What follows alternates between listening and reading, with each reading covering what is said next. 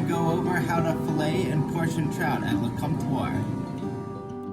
The tools needed are a sharp knife, a scaler, tweezers for pin boning, scissors, and a pasta scraper, a large cutting board, a sani bucket, a rag for cleaning, and dry culinary napkins. While checking in the fish, make sure it smells okay and the eyes are clear.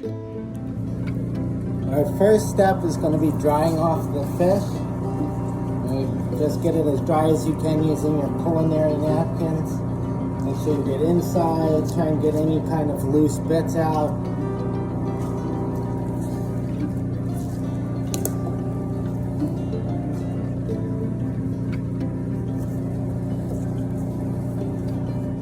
After your fish is dried, cut off all fins.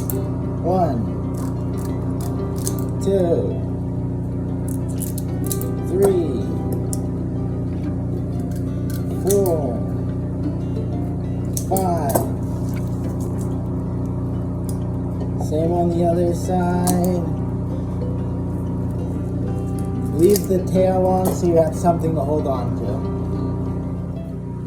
Next, we're going to scale the fish. We have the scaler here. I like starting at the tail and holding it. You're working against the grain of the scale. Make sure you turn the fish to help you. I like putting my finger on the gill once I get close to the head. Just go up, you're just scaling it off. If you start getting a scale buildup on your cutting board, grab your pasta scraper, scrape it clean. Make sure there's not scales getting everywhere. They're terrible to clean up once they've dried to surfaces. Alright, next up you're going to do it on both sides.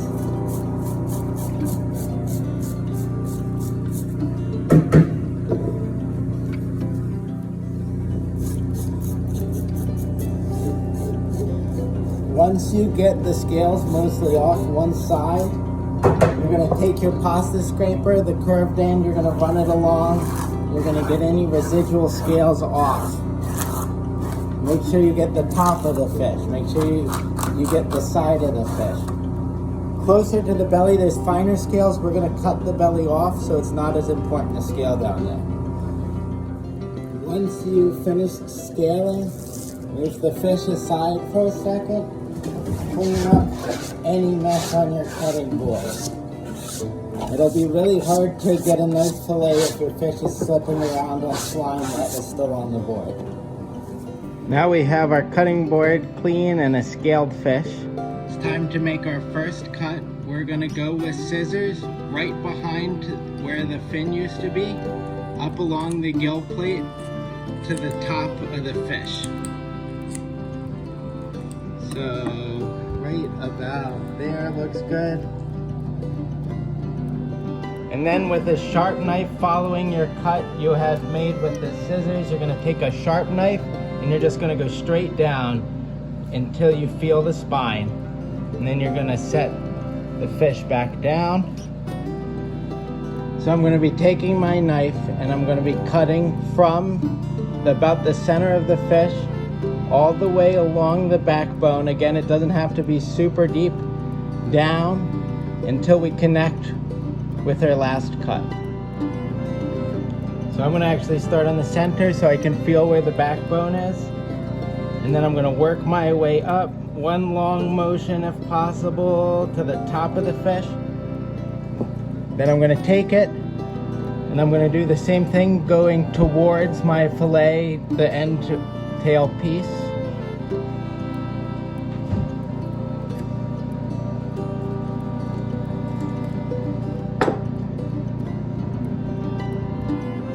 We're going to take our knife along the gut line now, and we're going to, with your knife against the bone a little bit, you're going to make a slice. So we're going to cut along this fin back towards the tail.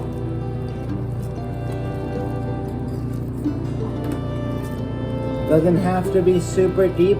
What we're doing is outlining the fillet we're about to make. Once you've done that, show it a little closer. Right where you ended towards the tail, it's right where the kind of tail crease ends. We're gonna take the knife and we're gonna go straight down to the spine.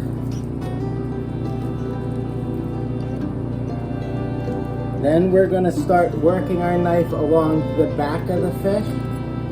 I actually like, hold on, let me see. We're filleting now. We have the bottom and the tail up to the top where the head is.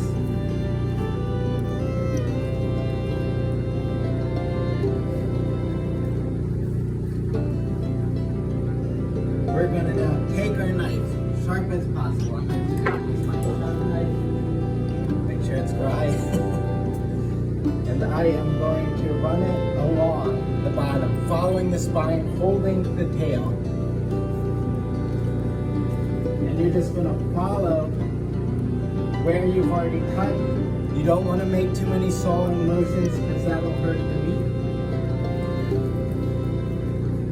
Make sure you're not getting caught up on the bottom flap either. There I go. You'll run into some of the ribs, that's fine. Make sure you cut it off along the way.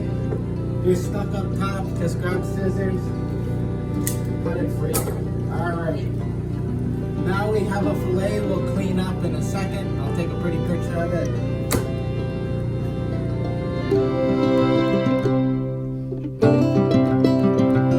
Alright, now we're gonna, using our seeing the spine, we're gonna take our sharp knife. We're gonna cut under the spine, feeling up against it, one side then the other. And then using that hole, so this is what the knife looks like through it, we're gonna cut all the way down to the tail and out, separating the back fillet. Then going the other way, we're gonna get knife against the spine. We're gonna cut up. Again, we're cutting up to the top of the fish, being careful not to get any meat, cutting through any ribs, trying to avoid too much sawing motion, all the way up to the top until you get to the head. Grab your scissors, put along the gill plate, and then this is the only waste from filleting that portion of the fish. Should have basically just a little bit of spine, head and tail. I put the fillet I'm not working on parchment lined sheet pans. I have a hotel pan here for scraps. Some of the chefs like to take stuff home. They can take some of it home. If not, it'll be thrown out.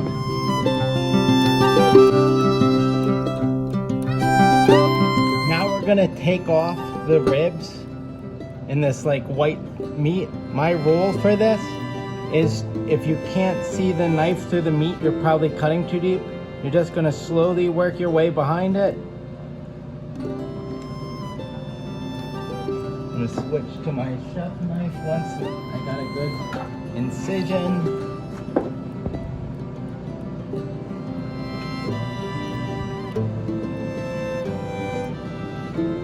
I don't know if you can see it on the camera, but I can see the bottom of my knife right here. Means I'm not too deep. Long motions are good. You don't want to saw at this or you will get the meat a little shredded. We're going to work our way down to the belly.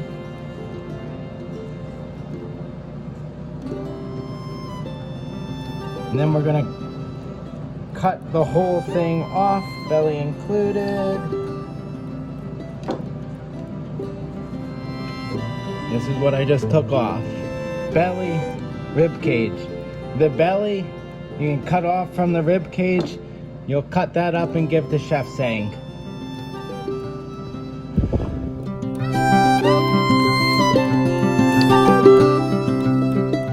Pin boning can be a little frustrating, but you're just taking them out as best as you can without damaging the meat.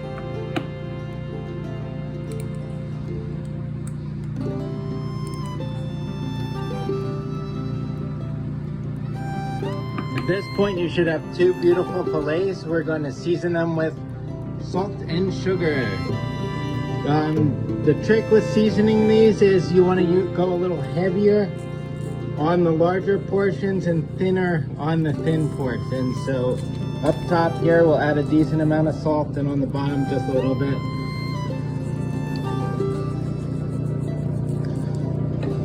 Same on the other fillet. If there's any holes from pin boning, make sure there's not a big salt buildup in there. We're also going to do the same with sugar now.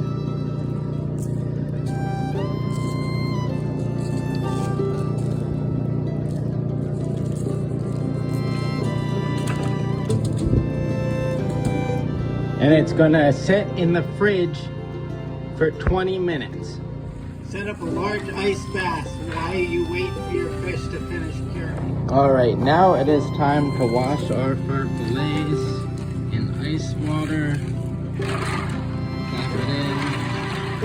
Real quick, get all of the salt and sugar off it as best you can. And then take it out and dry it as dry as possible with culinary napkins. Do it, of course, with all of the cured trout.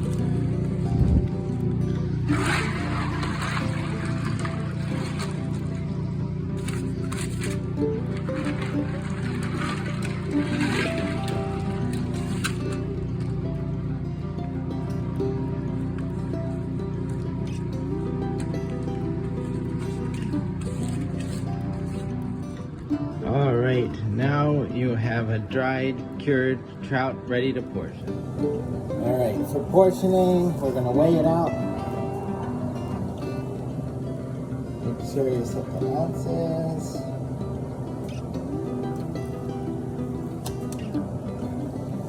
We're going for 6.5 to 7 ounces per fillet. We weigh it at the beginning so we can have a good idea of how many portions we can get out of it.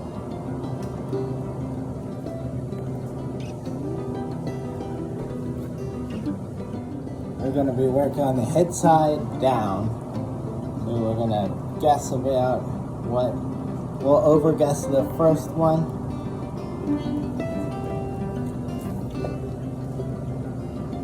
We're at 9 ounces, so we know we can take 2 ounces off of this. There's always bony bits towards the top of the fish head. We're going to take those off. We're going to take some of the thinner belly part off. I don't know if you guys can see that well. See this? So where it's like super thin, we'll just take that off. Any fat near the top, we're going to take that off.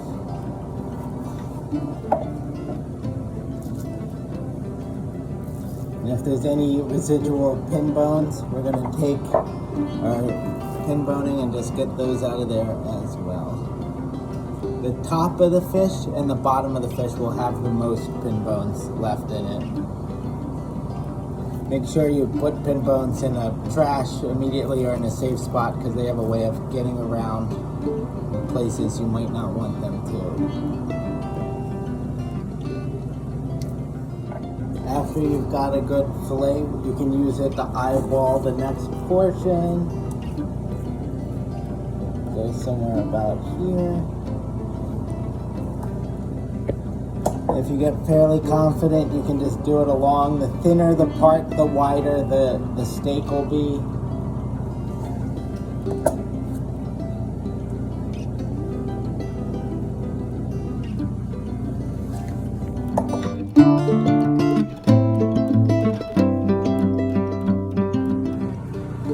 Once all the fish is portioned, just put them in half plastic hotel pans. You're going to line the bottom with one culinary napkin. And you're just going to be careful not to overcrowd them. Putting in a culinary napkin in between each layer. After that, you can put a lid on it, into the fridge, and you're ready for service. Thank you.